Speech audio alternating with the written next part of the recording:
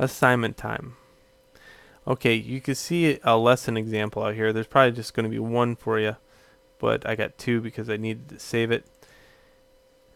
When I open this up, you're going to see exactly how I want it so it loads. I want to be able to have it load just like it's loading for me. And when it pops up, keep in mind, I'm handing this off to my senior producer, and they don't know anything about Maya.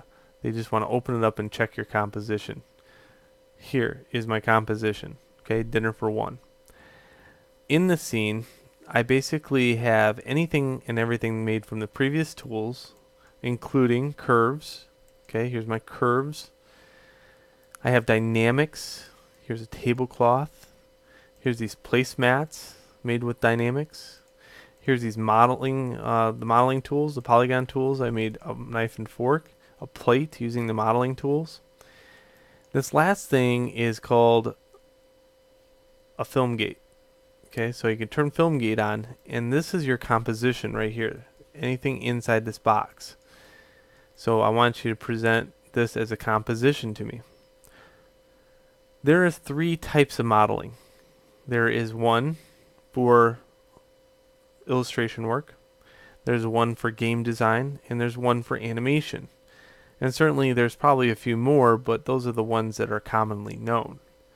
Illustration work, polygon, no limits whatsoever. It's only the limit to how fast your machine is. So if I was turning this into a flat picture, like a render, that would be illustration work. If I was aiming for a game design, I certainly wouldn't have this high a polygon count. And then animation, it's a little less polygons, but not much.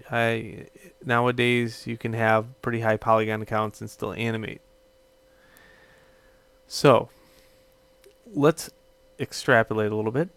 Let's say, especially since I don't want you to produce the exact same thing, okay?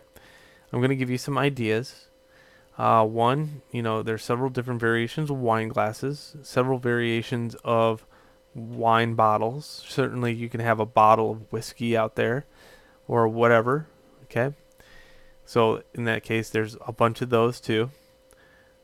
Beer steins, all this other stuff, any kind of drink whatsoever. I'm not promoting just alcoholic products. You can have anything out here, just as long as there's a holder for liquid and something to pour it in. How's that? Another thing is,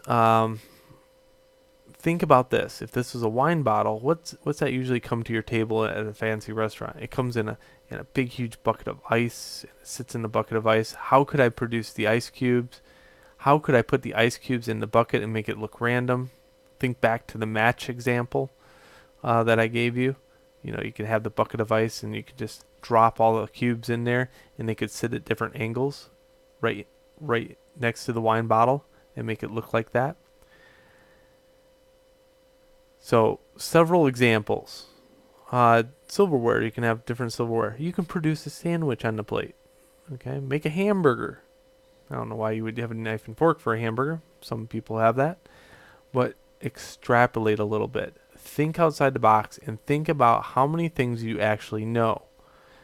Okay, that's what I'm going to be looking for when I grade this assignment. I'm going to see if you can pull some stuff together to produce for the dinner for one, several variations of things, but I'm mainly looking at your curves, since this is the curves video or curves chapter. So produce some stuff out of curves. Minimum, you have to have a bottle. Minimum, you have to have a glass. Okay. Outside that, sky's the limit. Impress me. All right, enjoy, and until next chapter.